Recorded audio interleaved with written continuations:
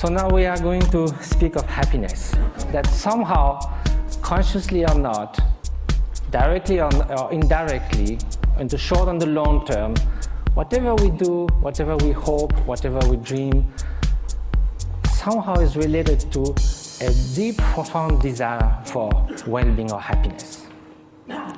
As Pascal said, even the one who hangs himself somehow is looking for a cessation for suffering. He finds no other way.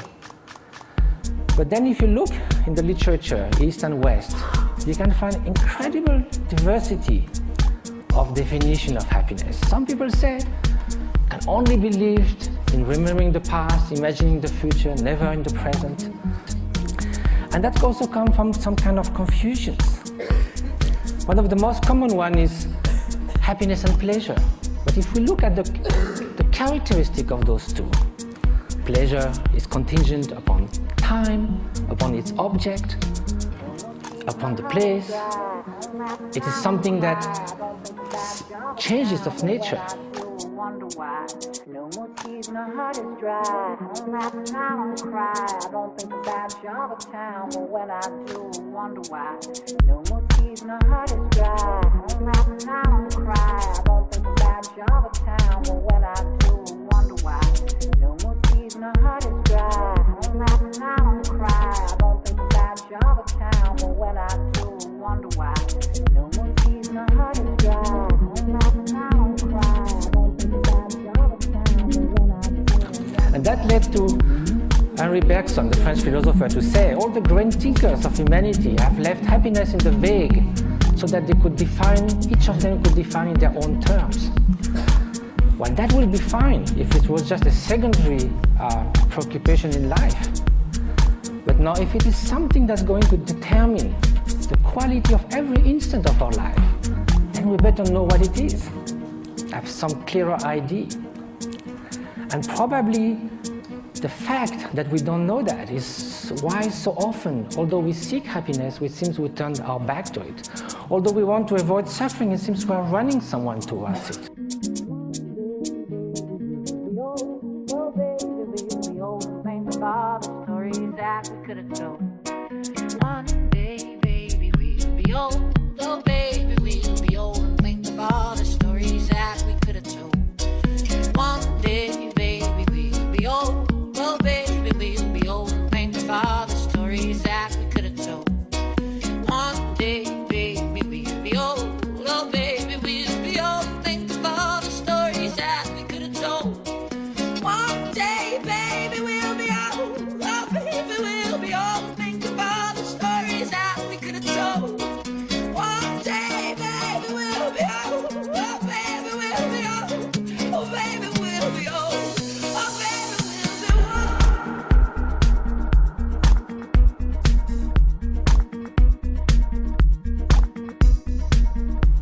And so I think the best definition, according to the Buddhist view, is that well-being is not just a mere pleasurable sensation. It is a deep sense of serenity and fulfillment, a state that actually pervades and underlies all emotional states and all the joys of sorrows that can come one's way. For you, that might be surprising. Can we have this kind of well-being while being sad? In a way, why not? Because we are speaking at a different level. Look at the waves coming near the shore. When you are at the bottom of the wave, you hit the bottom. You hit the solid rock. When you are surfing on the top, you are all elated. So you go from elation to depression. There's no depth. Now if you look at the high sea, there might be beautiful, calm ocean like a mirror.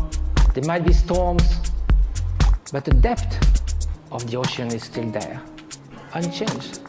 So then when we ask oneself how to nurture the conditions for happiness, the inner conditions, and which are those which will undermine happiness. So then it just needs to have some experience. we have to know from ourselves there are certain states of mind that are conducing to this flourishing, to this well-being, what the Greek call eudaimonia, flourishing. One day, baby, we'll be old, oh baby.